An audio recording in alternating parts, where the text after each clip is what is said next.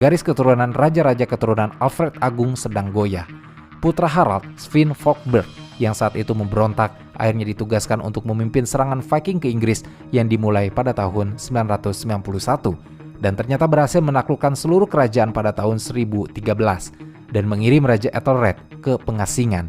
Namun Sven meninggal pada tahun 1014 dan meninggalkan putranya bernama Knut dan Canute yang kemudian naik tahta dan memerintah kerajaan Skandinavia yang terdiri dari Inggris, Denmark, dan Norwegia di Laut Utara.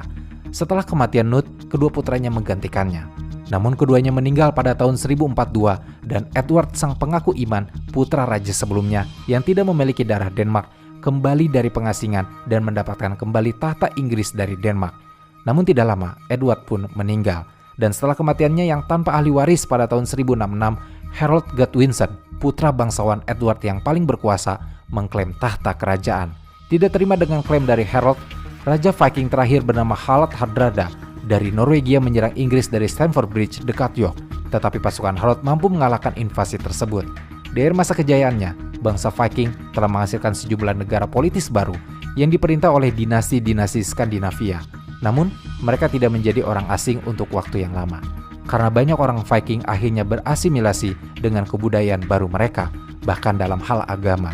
Misalnya, seorang kepala suku bangsa Viking bernama Rollo yang menaklukkan suatu daerah di wilayah pesisir Perancis yang disebut Normandia yang memiliki arti negeri orang Nord atau orang Nord, pindah agama menjadi Katolik.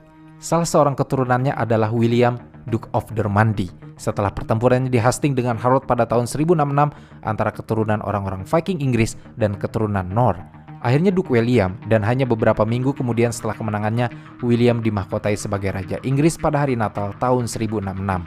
Namun setelah William dinobatkan sebagai raja, ia segera menangkal semua pengaruh orang Skandinavia di Inggris dan memperkenalkan suatu zaman feodal baru yang mencakup sistem pemerintahan, sistem kepemilikan tanah, dan sistem ekonomi Prancis abad pertengahan.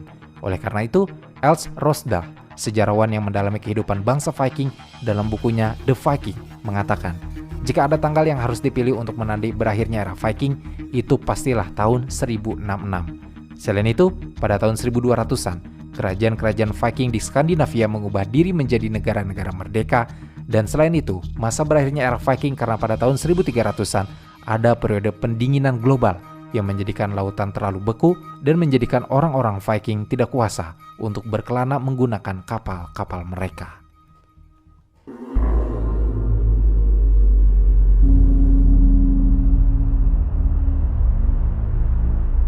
Di luar Skandinavia, bangsa Viking biasanya disebut orang-orang tidak beradab.